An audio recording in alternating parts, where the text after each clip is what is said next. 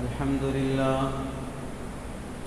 لله نحمده ونستعينه ونستغفره ونؤمن به ونتوكل عليه ونعوذ بالله من شرور أنفسنا ومن سيئات أعمالنا من يهده الله فلا مضل له ومن يضلله فلا هادي له ونشهد أن لا إله إلا الله ونشهد أن محمدًا عبده ورسوله أما بعد فقد قال الله تبارك وتعالى في القرآن المجيد والفرقان الحميد أعوذ بالله من الشيطان الرجيم بسم الله الرحمن الرحيم إن الله لا يغفر أن يشرك به ويغفر ما دون ذلك لمن يشاء ومن يشرك بالله فقد افترى إثما عظيما وقال النبي صلى الله عليه وسلم الظلم ظلمات يوم القيامة أو كما قال النبي صلى الله عليه وسلم اللهم صل على سيدنا محمد وعلى آل سيدنا محمد وبارك وسلم اللهم صل على سيدنا محمد وعلى آل سيدنا محمد وبارك وسلم اللهم صل على سيدنا محمد وعلى آل سيدنا محمد وبارك وسلم میرے محترم عزیزوں، بزرگوں اور دوستوں، قرآن مجید کی آیت اور حدیث کی روشنی میں آپ حضرات کے سامنے جو بات عرض کرنی ہے وہ موجودہ حالات میں ہمیں کیا کرنا چاہیے، جس کی وجہ سے آج کل جو تنزلی اور بے چینی جو دیکھی جا رہی ہے اس سے چھٹکارا ملے اور ترقی کی، بلندی کی کچھ راہیں ہمیں میسر ہوں۔ 3 ہفتے پہلے ملک کے بلکہ پورے عالم کی ایک مشہور شخصیت، ہمارے اس شہر میں رہنے والی حضرت مولانا خالد سیف اللہ صاحب رحمانی دامت برکاتہم نے اس پر مسلسل مضمون لکھا تھا۔ اسی کا خلاصہ کچھ اضافے کے ساتھ آپ حضرات کے سامنے عرض کرنا ہے۔ موجودہ حالات میں ہم لوگ دیکھ رہے ہیں کہ چاروں طرف سے خاص طور سے مسلمانوں کو، اقلیتی طبقات کو گھیرا جا رہا ہے۔ ہر شخص، ہر مسلمان جو تھوڑی بھی سمجھ بوجھ اور عقل رکھ رہا ہے یہی سوال کر رہا ہے کہ یہ حالات کب تک رہیں گے، کب حالات سدھریں گے۔ جب بھی کسی سے ملاقات ہو تو کرونا وائرس کا تو ذکر ہوتا ہی ہے، اور ظالم سلطنتوں کا ظلم جو آئے دن بڑھتا ہی جا رہا ہے، جو اخبارات اور میڈیا اور ملک میں ذرائع ابلاغ کا استعمال جو کیا جا رہا ہے اس سے واقف حضرات اچھی طرح جانتے ہیں کہ ہر صوبے میں میدانی لیول پر، گراؤنڈ لیول پر ایسی محنتیں ہو رہی ہیں کہ مسلمان اب ان حالات میں کیا کریں، یہی سوال کر رہے ہیں۔ کیا کرنا سمجھ میں نہیں آ رہا ہے۔ ہر ایک کا یہی سوال بھی کیا کریں۔ تھوڑی دیر اظہار افسوس کریں گے، تھوڑی دیر غم کریں گے، تھوڑی دیر ان حالات کا تبصرہ کریں گے، پھر اس کے بعد خاموش رہ جائیں گے۔ کرنا کیا چاہیے وہ امور ہمارے سامنے کھل کر سامنے آ جائیں، اور جو نہیں کرنا چاہیے وہ ہمارے سامنے آئیں۔ کرنے والے کام ہم میں سے کون آدمی کس کام کی صلاحیت رکھتا ہے، تاکہ وہ آدمی اس کام کو اپنا کر آگے بڑھے اور اس سے اس کو اور اس کی نسل کو اور ساری قوم کو فائدہ ہو۔ تو خلاصہ یہ ہے کہ ہمیں ان حالات میں 7 کام کرنے چاہیے۔ اب ہر کام ہر شخص نہیں کر سکتا ہے، ان 7 کاموں میں سے کون سا کام میں کر سکتا ہوں وہ دیکھنا چاہیے۔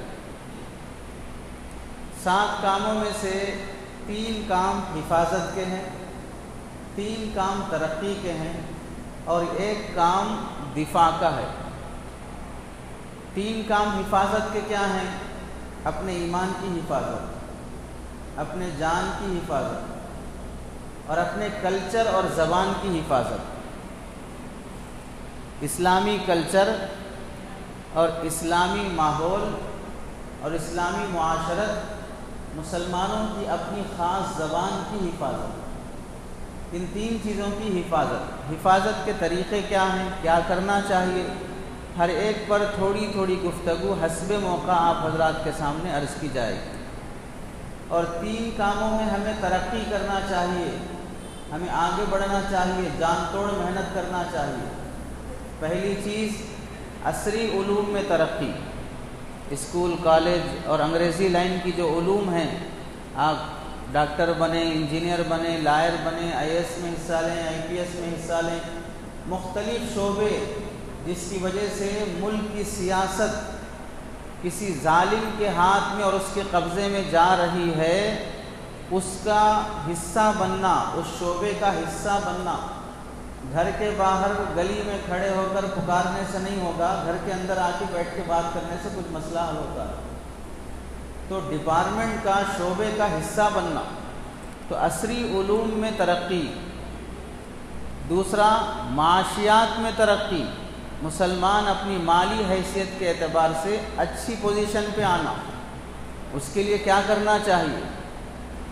اور تیسری چیز ہے سیاسی اعتبار سے ترقی، مسلمان پالیٹکس میں آئیں اور سیاست کے جو شعبہ جہاں پر ہے اس کا ہم کتنا حق ادا کر سکتے ہیں، مسلمان لیڈر ہو یا مسلمان اپنے سیاسی اعتبار سے کیا وہ رول ادا کر سکتا ہے، اس میں ہمیں کیسی محنت کرنا چاہیے۔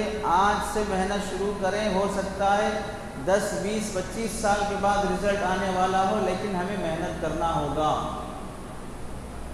تو عصری علوم میں ترقی، معاشی اعتبار سے ترقی، سیاسی اعتبار سے ترقی، ان 3 چیزوں میں ہمیں ترقی کرنا ہے۔ اور 7ویں چیز ہے ملک میں مسلمانوں کے خلاف جو نفرت کا ماحول پھیلایا گیا، مسلمانوں اور اسلام کے بارے میں جو غلط فہمیاں پھیلائی گئی ہیں، مسلمان کو ایک دہشت گرد بنا کر، اسلام کو ایک ٹیررزم بنا کر پیش کرنے کے لیے میڈیا کا غلط استعمال اور ذرائع ابلاغ کا جھوٹا استعمال، اور آپس میں رہنے والے ایک محلے، ایک بستی کے مختلف مذاہب کے لوگوں میں جو نفرت پھیلی ہوئی ہے، اس نفرت کو ختم کر کے محبت کا پیغام عام کرنے کے لیے ہمیں کیا کرنا چاہیے۔ ایک تو یہ بولیں کہ بھئی نفرت ختم کرو، ختم کرو، ختم کرو، بولتے رہنے سے کہاں ختم ہوگا؟ بھئی اندھیرا آ گیا ہے، اندھیرا ہے، ختم کرو، اندھیرا ہے، ختم کرو، اندھیرا ہے، ختم کرو۔ اتنی عقل نہیں ہے، اتنا بولنے سے بجائے ایک چراغ، ایک موم بتی لا کے جلا دو، پورا اندھیرا ختم ہو جائے گا۔ تو نفرت ختم کرو بولتے رہنے سے، محبت پیدا کرو بولتے رہنے سے کافی نہیں ہوگا۔ اس سے آگے بڑھ کے ختم کیسے ہوگی، محبت کیسے پیدا ہوگی، اس کے کچھ کام ہمیں کر کے دکھانا پڑے گا، اور جو کر رہے ہیں اس کا رزلٹ بھی لینا پڑے گا۔ ایسا نہیں ہے کہ دے دیے چلے گئے، ختم، اب ختم ہو جائے گی محبت۔ مثلا بعض لوگوں کے ذہن میں ہے کہ اگر ہم کسی غیر مسلم بھائی کی مدد کر دیں اور ان کو راشن دے دیں اور ان کو کچھ کٹس دے دیں، کچھ پیسے دے دیں تو نفرت ختم ہو جائے گی، اس واسطے چہرہ چھپا کر ماسک پہن کر دے دی اور چلے گئے۔ ایسے تھوڑی نا محبت پیدا ہوگی، نفرت ختم ہوگی۔ کون دے رہا ہے، کس واسطے دے رہا ہے، اپنائیت میں دے رہا ہے یا اپنی سیاست کی خاطر دے رہا ہے، کچھ بھی اس کے سامنے کلیئرٹی نہیں آ رہی ہے، کچھ بھی وضاحت نہیں ہو رہی ہے، بڑے مخلص بن کے دے کے جا رہے ہیں۔ تو دے رہے ہیں تو اس دینے کے بعد کیا رزلٹ آنا چاہیے، کیسے دینا چاہیے، اس کا بھی علم ہونا چاہیے۔ تو یہ 7 کام ہیں۔ پہلی چیز ایمان اور اسلام کی حفاظت، دوسری چیز اپنے کلچر کی حفاظت، تیسری چیز اپنی جسمانی حفاظت، اس کی فکر اور اس کی محنت، ہر ایک پر کیسے کام کرنا چاہیے وضاحت آئے گی۔ اور 3 کام جس میں ترقی ہونا ہے، عصری علوم میں ترقی، کالج لائن کی جو لائف ہے اور اس سے جو پڑھائیاں پڑھنی ہے، حاصل کرنی ہے، جو ڈگریاں حاصل کرنی ہیں، اس میں کیا پوزیشن ہونا چاہیے؟ عصری علوم میں ترقی، معاشی اور مالی اعتبار سے ترقی۔ کون نہیں چاہ رہا مسلمان کہ میں اچھا بڑا مالدار بنوں؟ ہر آدمی چاہ رہا ہے، لیکن کیا کرنا چاہیے مالدار بننے کے لیے؟ کیسی محنت کرنا چاہیے؟ بیل کی طرح ٹانگ پھیلا کر سوتے رہیں، دن کے 10 بجے 12 بجے تک مالدار بن جائیں گے؟ رات کے 2 بجے تک موبائل فون دیکھتے رہو، گانے سنتے رہو، فلمیں دیکھتے رہو، مالدار بن جائیں گے؟ گٹکا، پان پراگ، بیڑی، سگریٹ یہ سب کھا کے عیاشی آوارگی گلیاں ناپتے رہو، مالدار بن جائیں گے؟ کیا کرنا چاہیے مالدار بننے کے لیے؟ جوانی میں کیا ہو، بڑھاپے میں کیا ہو، اپنے ہاتھ پیر کا استعمال کیسے ہو، دماغ کا استعمال کیسے ہو؟ یہ کسان محنت کر کے کروڑ پتی بن سکتا ہے تو پڑھا لکھا مسلمان کروڑ پتی کیوں نہیں بن سکتا ہے؟ اسلام کبھی کسی کو مالدار بننے سے روکتا نہیں ہے۔ اگر مالداری اسلام کے خلاف ہوتی تو اسلام میں کبھی زکوٰۃ فرض نہیں ہوتی۔ زکوٰۃ فرض کرنے کا مطلب کیا ہے کہ تم اتنا مال کمائے اور کماؤ تاکہ اچھی نیت سے اپنے حقوق ادا کر سکو۔ جب تم نماز پڑھ لو، اذا قضیت الصلاۃ فانتشروا فی الارض وابتغوا من فضل اللہ، جب نماز ہو جائے اب چلو یہاں سے نکلو، فانتشروا فی الارض، زمین میں پھیل جاؤ، وابتغوا من فضل اللہ، اور اللہ کا فضل تلاش کرو۔ مفسرین نے اس کے تحت میں لکھا ہے یہاں اللہ جس کا حکم دے رہے ہیں اللہ کا فضل تلاش کرو، وہ ہے مال دولت۔ اسی واسطے جب اچھا گھر بنا لیتے ہیں تو کیا لکھتے ہیں؟ ھذا من فضل ربی، یہ وہی فضل ہے جو تلاش کر کے لا کے جمع کر کے گھر بنایا۔ گاڑی لینے کے بعد کیا لکھتے ہیں؟ ھذا من فضل ربی، ماشاء اللہ، یہ جو لکھا جا رہا ہے وہی فضل ہے جو اللہ تلاش کرنے کا حکم دیے ہیں۔ تو معاشی اور مالی اعتبار سے ترقی، سیاسی اعتبار سے ترقی، اور 7واں کام ہے ملک میں جو نفرت کا ماحول ہے اسے ختم کیا جائے، محبت کے پیغام کو عام کیا جائے۔ ان 7 کاموں میں سے آپ حضرات کے سامنے اس موقع پر پہلا کام اپنے ایمان اور اسلام کی حفاظت، اس کے بارے میں بیان کیا جائے گا، اور اگلے جمعے میں بقیہ 6 کاموں کے بارے میں تھوڑی تھوڑی تفصیل آئے گی، تاکہ جو سمجھ بوجھ رکھتے ہیں اب بھی کرنے کا کچھ جذبہ جس کے اندر ہے، اتنے جوتے پڑے، اتنے مار پڑے، موب لنچنگ میں مارے گئے، اکنامکس سے مارے گئے، مختلف حالات سے مارے گئے، اب بھی اگر عقل ٹھکانے نہیں آئی اور اب بھی کچھ کرنے کا جذبہ نہیں آیا تو اب کوئی فرشتہ اٹھانے نہیں آئے گا۔ اب کوئی فرشتہ اٹھانے نہیں آئے گا، جتنی لاٹھیاں پڑی ہیں، جتنے جوتے پڑے ہیں، بس کافی ہے، اب اٹھ جانا چاہیے۔ اب ان 7 کاموں کا منصوبہ بنا کر ہر فرد جو کام ایسا ہے کہ سب کر سکتے ہیں، ہر ایک کو اپنے حساب سے حصہ لینا چاہیے، اور وہ کام جس میں ہر آدمی نہیں کر سکتا لیکن کسی کو بول کے کروا سکتا ہے، کسی کا ساتھ دے سکتا ہے، کسی کے بارے میں ریکویسٹ کر سکتا ہے، کسی کو گائیڈ کر سکتا ہے، تو اس کام میں اپنی جو ہمت اور جو خدمت ہو سکتی ہے کرنا چاہیے۔ تو پہلی چیز ہے اسلام اور ایمان کی حفاظت۔ اسلام اور ایمان یہ 2 لفظ ہیں۔ اسلام اور ایمان بعض مرتبہ ایک ہی چیز کے لیے بولتے ہیں اور کبھی الگ الگ معنوں کے لیے اسلام اور ایمان بولا جاتا ہے۔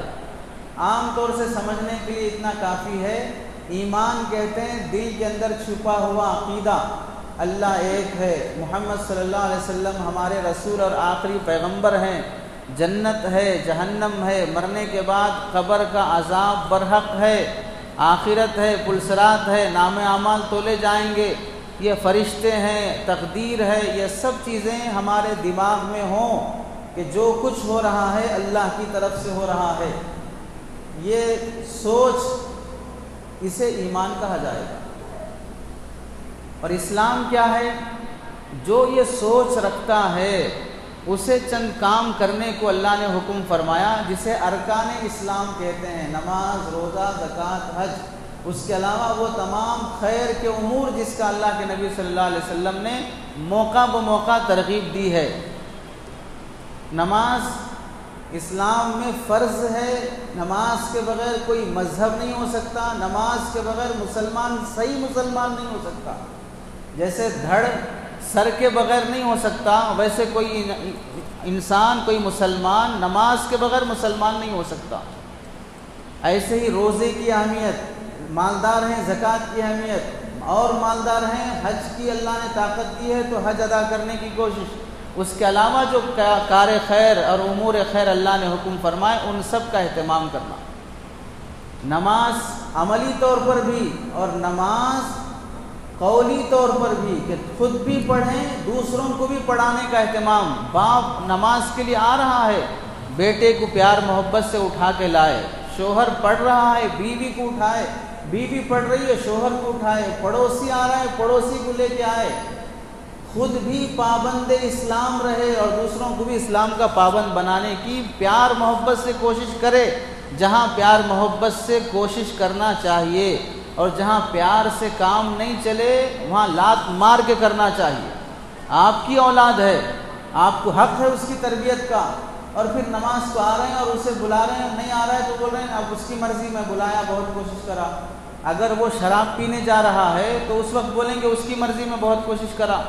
وہ اگر وہ بازاری کاموں کے لیے جا رہا ہے، کسی کے ساتھ زنا کرنے جا رہا ہے تو اس وقت بھی بولیں گے کہ اس کی مرضی میں بولا نہیں رکا۔ اگر اسے کسی سے لڑائی جھگڑے کر کے گھر تک جھگڑے آ رہے ہیں، بدنام ہو رہے ہیں تو اس وقت بولیں گے کہ میں اسے بہت سمجھایا لیکن پھر بھی جھگڑے لا رہا ہے، کیا کروں، اس کی مرضی۔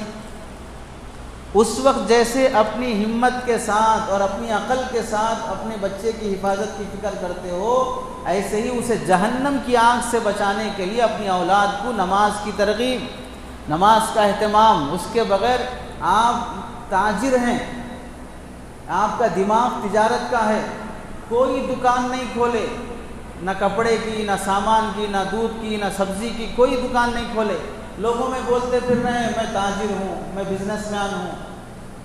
ایک بار سنیں گے، دو بار سنیں گے، 10 بار سنیں گے، اس کے بعد پوچھیں کیا بزنس کرتے آپ کوئی دکان نہیں کھولے، کوئی کام نہیں کر رہے ہیں، لیکن صرف بول رہے ہیں میں تاجر ہوں، میں بزنس مین ہوں۔ تو جو بھی عقل رکھے گا بولے گا کہ کیا کر رہے ہیں آپ، کیا بیچ رہے ہیں، کچھ بھی نہیں بیچ رہے ہیں تو پھر کیسے تاجر ہیں آپ؟ تو ایسے میں مسلمان ہوں بولنا یہ ایمان ہے، کہ آپ یہ سوچ رہے ہیں کہ اللہ ایک ہے، محمد ہمارے نبی ہیں صلی اللہ علیہ وسلم، جنت جہنم، یہ سوچ رہے ہیں، اس سوچ کو آپ بول رہے ہیں کہ میں مسلمان ہوں، میں مومن ہوں۔ اب آپ مومن ہیں تو دکھائیے کہ آپ کیسے مومن ہیں۔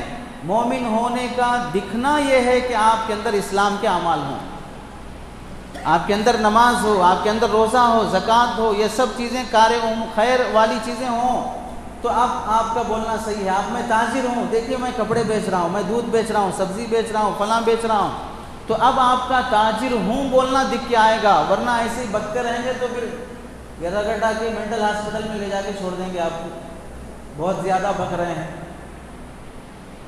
تو جیسے مومن ہیں تو اپنے مومن ہونے کو دکھانا یہ مسلمان ہے۔ تو اس کی حفاظت کیسے ہو؟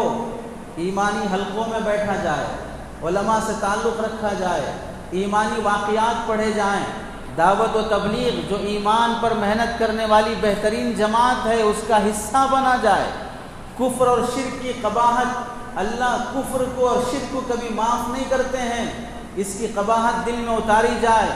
جیسے بھی ہیں، لاکھ بل کلنٹن ایک طرف اور لاکھ کروڑ پتیاں ایک طرف، لاکھ لوگوں کی خدمت کرنے والی مدر تریسا ایک طرف، ایک غریب مسلمان دوسری طرف، یہ سب سے اعلیٰ اور افضل ہے۔ یہ اپنے ایمان کی وجہ سے پوری دنیا میں افضل انسان ہے، یہاں تک کہ کعبے سے بھی افضل ہے مسلمان۔ تو کسی بھی مسلمان کو اس کے اسلام کی نسبت سے عظمت احترام، اپنی عظمت اور اپنی عزت خود کرنا سیکھے، اپنے آپ کو ذلیل نہ کرے۔ کوئی ایسا کاروبار، کوئی ایسی حرکت سڑک پر، دکان پر، گھر میں، اپنے رہن سہن سے کہ آپ کی عزت نکلے، ہرگز اس کی اجازت نہیں ہے۔ اپنی عزت کرنا سیکھو، اپنے مقام کو پہچاننا سیکھو۔ ایک موچی چپل سینے والا چپل سی رہا ہے، ایک بزرگ کا گزر ہوا، انہوں نے اس سے چپل سلوایا اور خیر خیریت پوچھی اور اس سے کچھ ایسے ہی بے تکلفانہ کچھ بولو، بے تکلفی میں بولے کچھ بولو، تو موچی نصیحت کرنے لگا چپل سینے والا اپنی عزت کرنا سیکھو، میں نے اپنی عزت نہیں کی تو آج سڑک پہ بیٹھ کے چپل سینا پڑ رہا ہے۔ تم اپنی عزت کرنا سیکھو۔ کون موچی اور چپل سینے والے کی عزت کرتا ہے؟ کون وہاں پر اپنی بیٹی رشتے میں دینا گوارا کرتا ہے؟ اپنی دعوتوں میں انوائٹ کرنا گوارا کرتا ہے؟ اپنی عزت اسلام کی وجہ سے۔ حضرت عمر رضی اللہ تعالیٰ عنہ نے نصیحت فرمائی، جب ملک شام کا سفر ہوا، نہر پار کرنا تھا، پانی ایسا تھا کہ وہاں پر سواری سے چلا نہیں جا سکتا، اونٹ سے اترے، پیجامہ اوپر کیا، جوتے چپل ہاتھ میں پکڑے اور اونٹ کی نکیل پکڑ کے جانے لگے۔ وقت کا پونی دنیا کا بادشاہ کسی اور راستے سے پار کر سکتا تھا، لیکن اس سادگی سے جب پار کیے، اور صحابہ نے فرمایا کہ آپ نے دنیا میں سادگی کا یہ نمونہ پیش کیا کہ کوئی شخص نہیں پیش کر سکتا۔ تو حضرت عمر رضی اللہ تعالیٰ عنہ نے فرمایا کہ تم یہ سمجھتے ہو کہ ہمیں عزت ان دولتوں اور ثروتوں کی وجہ سے ملی ہے؟ ہم ذلیل تھے، ہماری کوئی حیثیت نہیں تھی، اللہ نے اسلام کی بدولت ہمیں عزت دی ہے۔ پونی دنیا پر حکومت عمر کے خاندان کی وجہ سے نہیں ہے، پونی دنیا پر حکومت عمر کے مسلمان ہونے کی وجہ سے رضی اللہ تعالیٰ عنہ۔ پونی دنیا پر حکومت، بادشاہوں پر روک آنے سے پہلے ان کا دبدبہ ان کے مسلمان ہونے کی وجہ سے، ورنہ حضرت عمر وہی عمر ہیں جو پہلے جس باپ کے بیٹے تھے، اسلام کے بعد بھی اسی باپ کے بیٹے ہیں، اسی شہر والے ہیں۔ اسلام نے ہمیں عزت دی ہے، ورنہ ہم درختوں کے، پتھروں کے، کنکروں کے، مورتیوں کی پوجا کرتے اور پتھروں کو ہم اپنے سے زیادہ عزت دیتے تھے، جبکہ اللہ نے سب سے عزت والا مسلمان کو بنایا ہے۔ ہم چیزوں کو عزت دے رہے تھے، اللہ نے ہمیں سمجھایا اور اسلام کی بدولت ہمیں ساری دنیا میں عزت ملی ہے۔ ایک بزرگ راستے سے جا رہے ہیں، پہلے زمانے میں گاؤں کی باؤنڈریاں بنی رہتی، گیٹ دروازے بنے رہتے، دروازہ گیٹ کا شام کے وقت بند ہو جاتا، صبح صبح کھل جاتا تاکہ دشمن چور اندر نہ آئے، کوئی جانور اندر نہ آئے۔ جنگلوں میں بستیاں آباد کی جاتی تھیں، صبح نکلے گیٹ اور دروازہ بند ہے، معلوم کیا، پتہ چلا بادشاہ کا فاختہ پرندہ اڑ گیا ہے۔ تو بادشاہ نے اعلان کیا کہ گیٹ دروازے بند کر دو اور میرے پرندے کو تلاش کر کے لاؤ۔ بزرگ نے سوچا کیسا بے وقوف بادشاہ ہے، پرندہ اڑ گیا ہے تو اوپر سے جال ڈالنا چاہیے پکڑنے کے لیے، دروازے بند کرنے سے پرندہ کہاں ملے گا؟ جس کو اتنی عقل نہیں ہے وہ بادشاہ بن کے بیٹھا ہے، جیسا کہ آج آپ لوگ بھی دیکھ رہے ہیں، جس کو اتنی عقل نہیں ہے وہ بادشاہ بن کے بیٹھا ہے۔ تو جب یہ خیال ان کے دل میں آیا اور پھر آگے انہوں نے سوچا اللہ تیری کیا حکمت ہے، ایسے بے وقوف کو آپ بادشاہ بنا دیے اور میرا حال یہ ہے کہ پیر میں چپل نہیں ہے، کھانے کو کھانا نہیں ہے، اور ایسے لوگوں کو بادشاہ بنا دیے ہیں۔ اللہ رب العزت نے اسی وقت ان بزرگ کے دل میں الہام کیا، کیا آپ اس بات پہ راضی ہو؟ وہ جیسا بادشاہ ہے بے وقوف احمق، آپ کو وہ بادشاہت دے دیں گے اسی حماقت کے ساتھ، اور وہ جیسا احمق ہے اس کو پوری ولایت اور اللہ بزرگی اور ہماری دوستی دے دیں گے اسی غریبی کے ساتھ، جگہ چینج کر دیں گے۔ آپ راضی ہیں؟ جو بادشاہ فی الوقت بن کے بیٹھا ہے اپنی حماقتوں کے ساتھ، آپ کو وہ سیٹ مل جائے اور آپ کو اللہ نے اسلام کے ساتھ جو بھی پوزیشن اس وقت آپ کو دی ہے وہ پوزیشن اس کو مل جائے۔ آپ اس وقت مسلمان ہیں، اپنی محنت کی روزی روٹی کھا رہے ہیں، اپنی بیوی بچوں کے ساتھ سکون ہے، آپ بیوی چھوڑ کے نہیں ہیں، اپنی بیوی بچوں کے ساتھ ہیں، یہ پوری پوزیشن اس کو دے دی جائے جو آج کرسی پہ بیٹھا ہے، اور آپ کی بیوی نہ ہو، آپ کا اسلام نہ ہو، اور جو حماقتیں ہو رہی ہیں وہ ساری حماقتیں آپ کو مل جائیں۔ آپ اس پہ راضی ہیں؟ تو راضی ہیں تو ابھی ہم جگہ بدل دیتے ہیں، راضی ہیں تو ابھی جگہ بدل دیتے ہیں۔ ان بزرگ نے فوراً اللہ کے سامنے توبہ کی اور معافی مانگی، اللہ ایسی حماقتوں کے ساتھ بادشاہت کسی کام کی نہیں ہے، اور ایسی غریبی کے ساتھ ایمان مل جائے سب سے بڑی دولت ہے۔ جس پوزیشن میں ایمان کے ساتھ ہم جی رہے ہیں وہ سب سے بڑی دولت ہے۔ آج نہیں تو کل سرور کونین تاجدار مدینہ محمد مصطفیٰ صلی اللہ علیہ وسلم کے مبارک ہاتھوں سے جام کوثر ملے گا، نبی کی شفاعت ملے گی، اللہ کا دیدار ملے گا، جنت کی وہ ساری نعمتیں ملیں گی جس کی خاطر کل قیامت کے دن کافر جب دیکھے گا، یوم یقول المرء ما قدمت یدا، جب وہ آگے کچھ بھیجا ہے وہ جب دیکھے گا تو یقول یا لیتنی کنت ترابا، کاش میں مٹی بن چکا ہوتا۔ یہ سلطنتیں، یہ دولتیں، یہ پرائم منسٹر، یہ فلاں کسی چیز کسی حیثیت کی نہیں ہے۔ اگر میں مٹی بن جاتا، جانور بن جاتا تو بہتر تھا۔ آج جو نعمتیں مسلمانوں کو مل رہی ہیں، حضرت حسن بصری رحمۃ اللہ علیہ چھت پہ بیٹھ کے قرآن کی تلاوت کر رہے ہیں، دیکھا ایک دھوبن اپنے دھوبی شوہر سے لڑ رہی ہے، غور کیا کس بات پہ جھگڑا ہو رہا ہے، تو دھوبن اپنی شوہر سے کہہ رہی ہے میں تمہاری کوئی بڑی سیلری نہیں ہے، تم بڑے کروڑ پتی نہیں ہو، لوگوں کے میلے کچیلے سڑے ہوئے کپڑے دھوتے ہو اور پھر ان کپڑے کے دھونے میں ساتھ دیتی ہوں، غریبی ہے، فاقہ ہے اور معاشرے میں دھوبیوں کی کوئی حیثیت نہیں ہے، یہ سب چیزیں مجھے گوارا ہیں، غریبی، فاقہ اور بے عزتی سب گوارا ہے، لیکن تم میرے ہوتے ہوئے دوسری شادی کرنا چاہتے ہو، مجھے یہ گوارا نہیں ہے، میں فاقے کے ساتھ غریبی کے ساتھ جی لوں گی لیکن سوکن کے ساتھ مجھے جینا گوارا نہیں ہے۔ یہ کہہ رہی ہے وہ دھوبن جس کی سماج میں کوئی حیثیت نہیں ہے، وہ اپنی سوکن گوارا نہیں کرتی ہے، شوہر کی محبت میں پارٹنر گوارا نہیں کرتی ہے۔ یہ حضرت حسن بصری نے سنا تو بے ہوش ہو گئے، رونا آ گیا اور پھر کہنے لگے جب ایک معمولی سوکن شوہر کی محبت میں اپنا پارٹنر گوارا نہیں کرتی ہے تو اللہ رب العزت اپنی عبادت میں کسی کی شرکت کیسے گوارا کریں گے کہ مسلمان اللہ کے ساتھ کسی کو شریک کرے، اللہ کے علاوہ کسی اور کو اپنا خدا گوارا کر لے یا اللہ کے علاوہ کسی اور کے سامنے سجدے کرے، منتیں مرادیں مانگے۔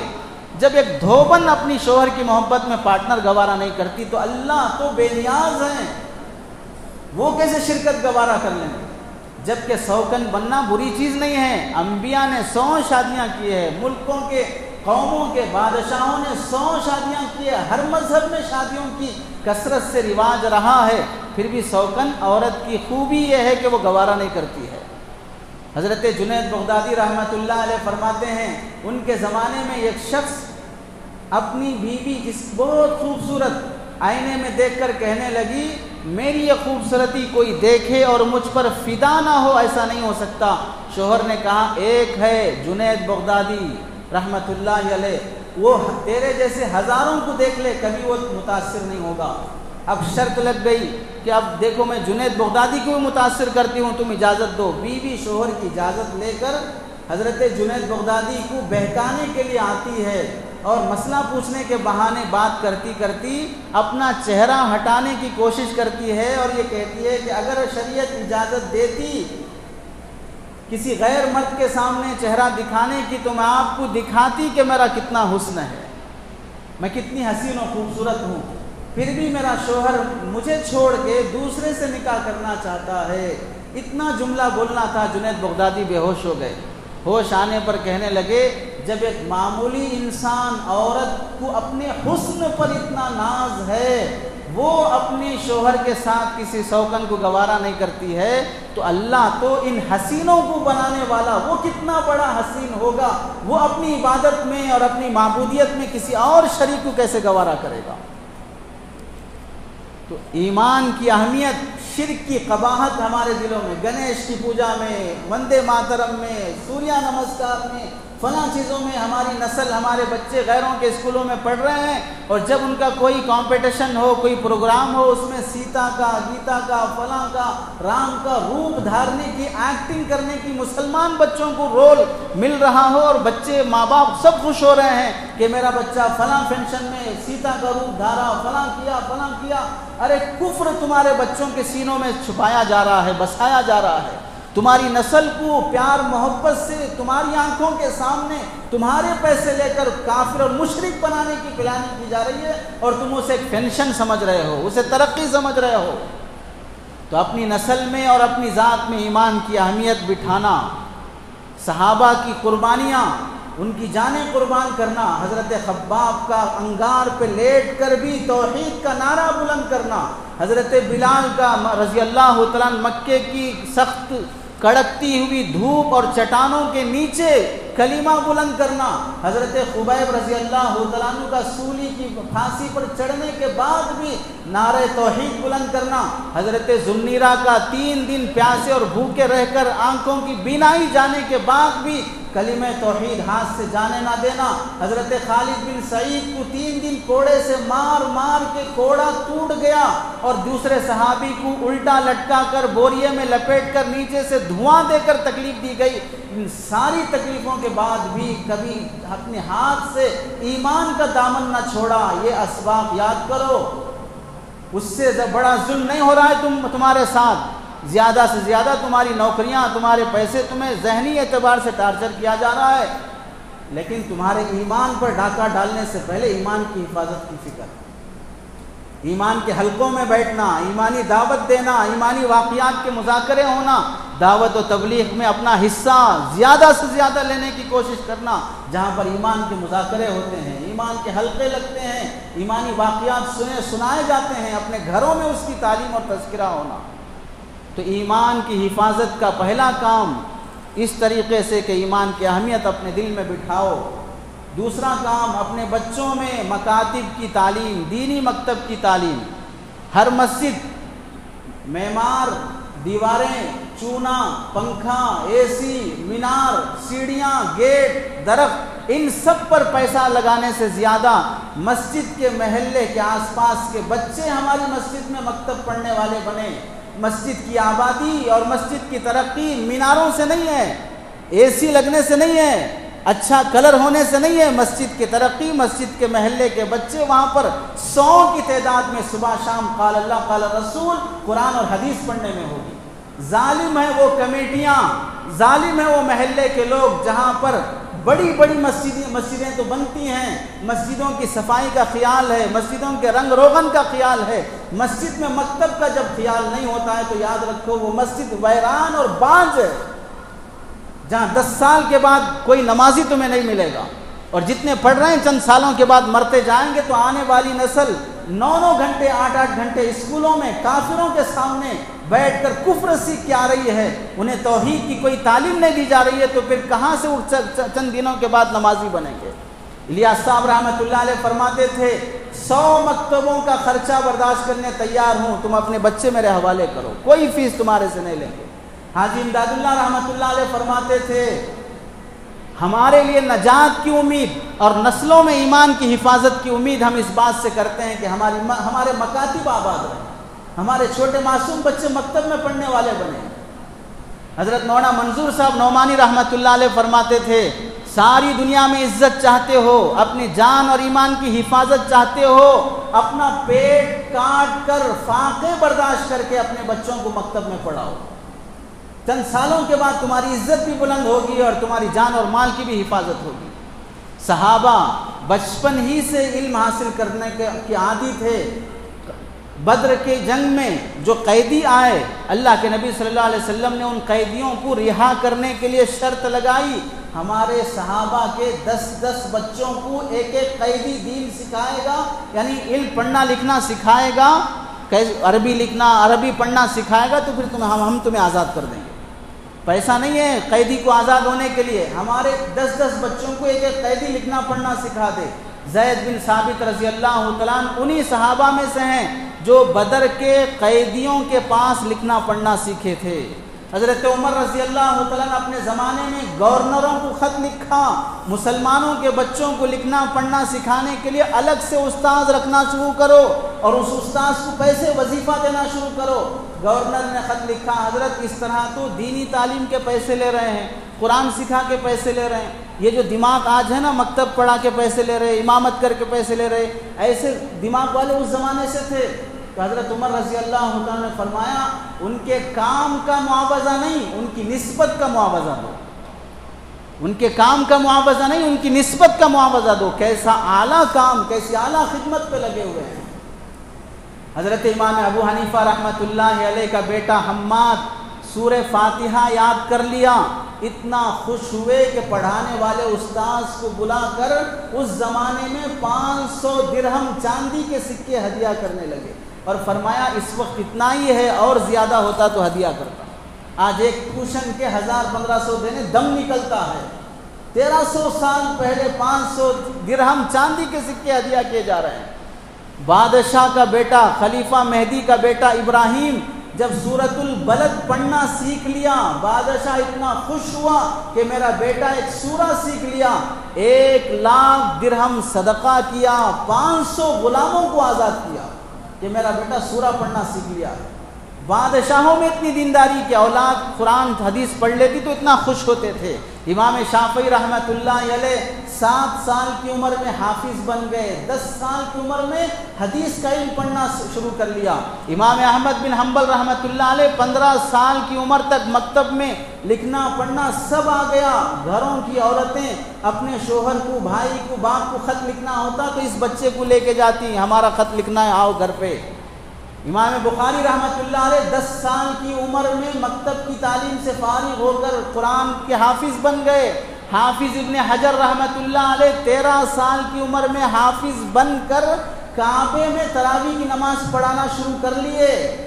یہ سب 10، 12، 13 سال کی زندگی کے واقعات ہیں۔ آج ہمارے بچوں کو، نوجوانوں کو قرآن حدیث کیا چیزیں یاد ہیں؟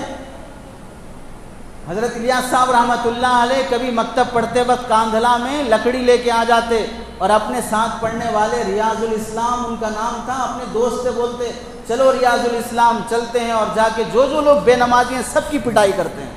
کب بول رہے ہیں؟ مکتب میں پڑھ رہے تھے ابھی۔ تو مکتب کے طلباء میں ایمان کا جذبہ، ایمان کی ترقی کا جذبہ، ایمان کی حفاظت، آگے نسلوں میں ایمان کی حفاظت کے لیے ضروری ہے کہ ہمارے بچوں کو ہم مکتب سے جوڑیں۔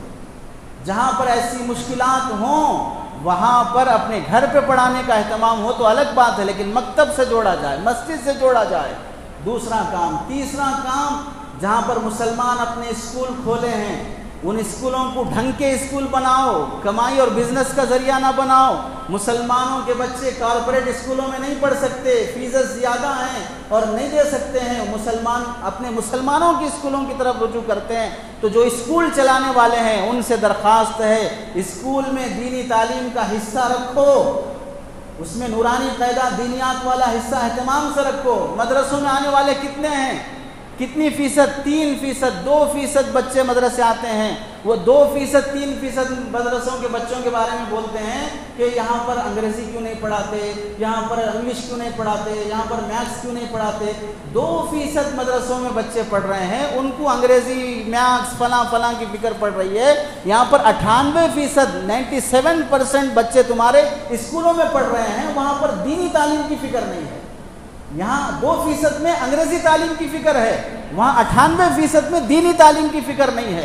صبح سے شام تک اسے کتا، بلی، سور سب سکھایا جا رہا ہے، اللہ رسول سکھایا نہیں جا رہا۔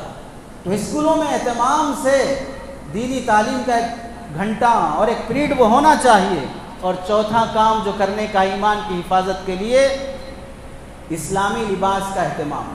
مسلمان ہیں ٹوپی کے بغیر نہیں، مسلمان ہیں کرتا پیجامہ اچھے ڈیزائن والا استری کر کے، کریکٹ ڈھلا ڈھلا، پھٹی ہوئی ٹوپی، پھٹی ہوئی سڑی ہوئی چڈی، غلیظ کپڑے، بغیر استری کے کپڑے، ایسے بھکاری بن کے اسلام کے لباس کو بدنام مت کرو۔ کرتا پیجامہ پہنتے ہو استری کر کے پہنو، کریکٹ سلاؤ، پیجامہ وہاں جا رہا ہے، لنگی ادھر جا رہی ہے، یہ ادھر سے نکل رہا ہے، سڑے ہوئے کرتے پیجامے پہن رہے ہیں، ایسا نہیں۔ یہ لباس صحابہ کا لباس ہے، یہ لباس اسلامی لباس ہے۔ یہی کرتا پیجامہ جب شادی کے دن پہن کر اور اس اوپر سے واسکوٹ پہن کے آتے ہو کیسے لگتے ہو؟ بالکل ایسے ہیرو لگتے ہو کہ کوئی اور لڑکی شادی کر لے۔ جب اس دن پہنتے ہو تو بڑے مزے سے پہنتے ہو، اور عام دنوں میں پہنتے ہو تو الٹیاں آتی ہیں، ایسے سڑے ہوئے کپڑے پہنتے ہو۔ پٹھانی ڈریس پہنتے ہو تو بٹن لگاؤ، بٹن کھلے ہیں، بٹن ٹوٹا ہوا ہے، سڑا ہے، بغیر استری کے پہن رہے ہیں۔ اچھے اچھے ڈیزائن والے کرتے آ رہے ہیں، ڈیزائن والے کرتے پیجامے جو اسلامی لباس ہے، بغیر ٹوپی کے مسلمان نہیں دکھے گا۔ ڈیزائن کے ٹوپیاں پہنو۔ سنت تو یہ ہے کہ ٹوپی وہ ہو جس سے آدمی کا شعار، اسلام کا شعار متاثر ہو کے کیسی بہترین ٹوپی پہنا ہے، پھولوں کے فلاں کے عجیب عجیب پہنتے ہو تو بہرحال تمہاری مرضی ہے، ہم کچھ بھی نہیں کر سکتے، اوپر کیا پہنتے نیچے کیا پہنتے تمہاری مرضی ہے، لیکن پہنو۔ بغیر ٹوپی کے نہیں دکھیں گے، بغیر کرتے پیجامے کے نہیں رہیں گے۔ آفس جاتے ہو، اسکول جاتے ہو، بھاری اور بہترین ڈریس سلاؤ، کرتا پیجامہ ہی بہترین سلاؤ۔ دیکھنے والے آفس کے جو کٹ اور چھوٹے چھوٹے تنگ پہن کے آ رہے ہیں وہ بھی تمہارے لباس کو اپنانے لگیں۔ فیشنیبل اسلامی ڈریس سینا شروع کرو، نئے نئے ڈیزائن کے بنانا شروع کرو۔ جب نیا ڈیزائن مارکیٹ میں آ رہا ہے، چڈی یہاں سے پھٹ کے ہے، پینٹ وہاں سے پھٹ کے ہے، سائڈوں سے تھکلے نکل کے ہیں، بلکہ سینٹر سے پھٹ کے آنے کے دن بھی آنے والے ہیں۔ اب تو یہاں گھٹنوں پہ پھٹ رہے، پنڈی پہ پھٹ رہے، اب پیچھے سے آگے سے بھی پھٹ کے آتے، وہ بھی ڈیزائن ہے بول کے پہنتے رہتے۔ جب پھٹے پرانے کپڑے پہننا غریبوں کی عادت تھی، اب پھٹے پرانے کپڑے پہننا ڈیزائن بن گیا، فیشن بن گیا، تو اب نوجوانوں کی عادت بن گئی، مالداروں کی عادت بن گئی۔ ایسے فیشنیبل اسلامی لباس کو اپناؤ، غیروں کا لباس نہیں، اوروں کا لباس نہیں، اپنے لباس کو اچھا سا اچھا بہترین بنا کے پیش کرو۔ ان 4 کام وہ ہیں جو آپ میں سے ہر ایک کر سکتا ہے۔ اپنے بچوں کو مکتب پڑھا سکتے، اپنے ایمان کی حفاظت کر سکتے، اسکولوں میں جہاں مسلمانوں کے اسکول چل رہے ہیں وہاں دینی تعلیم قائم کر سکتے، اور اچھا اسلامی کلچر والا لباس بنا سکتے ہو۔ اس کا اہتمام کرو۔ امید ہے اللہ رب العزت جو 7 کام ہمیں کرنے چاہیے، ان میں سے پہلا کام بآسانی ہوگا، اس پر باقی 6 کاموں کی بنیاد ہوگی۔ اللہ سے دعا ہے کہ اللہ تعالی عمل کی توفیق نصیب فرمائے۔ وآخر دعوانا الحمد للہ رب العالمین۔